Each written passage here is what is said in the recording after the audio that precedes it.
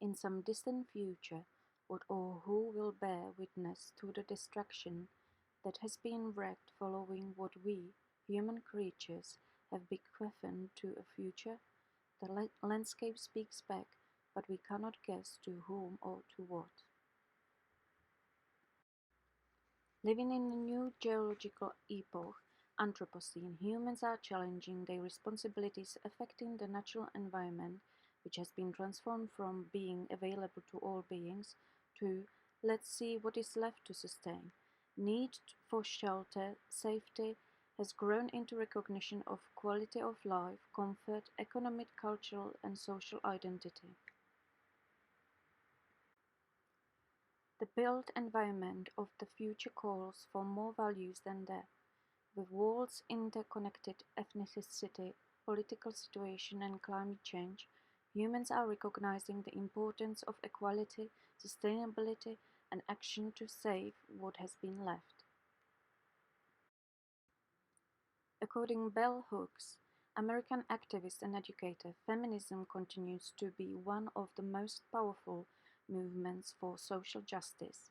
It's a broad vision for the rights and all bodies, identities, voices, and viewpoints. Donna Haraway, American feminist philosopher studying science and technology studies, came with the term Anthropocene feminism. Feminist approach in environmental studies became recognized as a discipline in art and architecture. In a letter to Donna Haraway, artist and cosmoecologist Alex Villanueva said, "Without doubt, science is elemental to understanding and explaining a large part of the world, but to me it feels increasingly insufficient, unsatisfactory, incomplete as a tool to storytell the world." The major themes in Ana Mendieta's work are exile, displacement, and return to landscape, which remain profoundly relevant today. Her unique hybrid of form and documentation works that she titles Silhouettes are fugitive and potent traces of the artist's inscription of her body in the landscape, often transformed by natural elements such as fire and water. My art is the way I re-establish the bonds that unite me to the universe. It is a return to the maternal source. What is important is that women face up to the reality of their history and of their present situation without making excuses of puffing mediocrity. Women can reveal institutional and intellectual weaknesses in general, and at the same time, that they destroy false consciousness, take part in the creation of institutions in which clear thought and true greatness are challenges open to anyone, man or woman, courageous enough to take the necessary risk, the leap into unknown. And therefore, let's appreciate the woman's power. And as Alison Brooks, English architect, winner of Sterling Prize of the House 2008, said, "There is a shortage of women architects at the top of the profession and running their own practices in UK." Furthermore, Laurie Brown, Professor, Director of Diversity, Unity and Inclusion, activist architect and also feminist, said, "Design is not a passive act.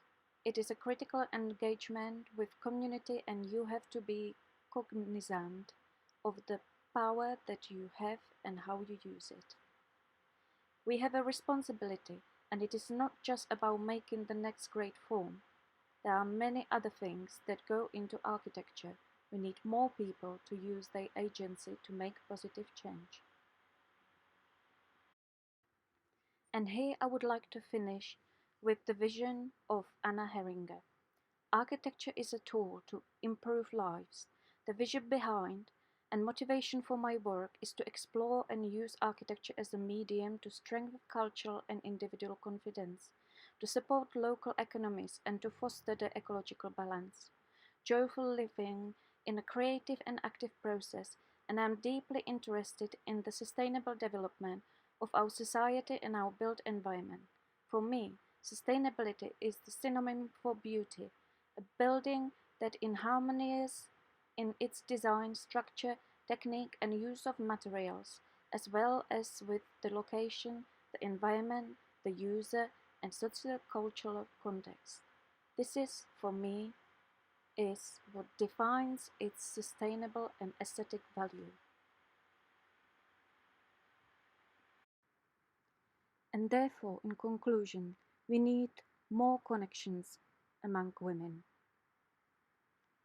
And as Helen Freshort said, we have a desperate need for other stories, not fairy tales, in which everything is possible for the pure of heart, courageous souls, or the reuniting of goodwills, but stories recounting how situations can be transformed when thinking they can be achieved together by those who undergo them.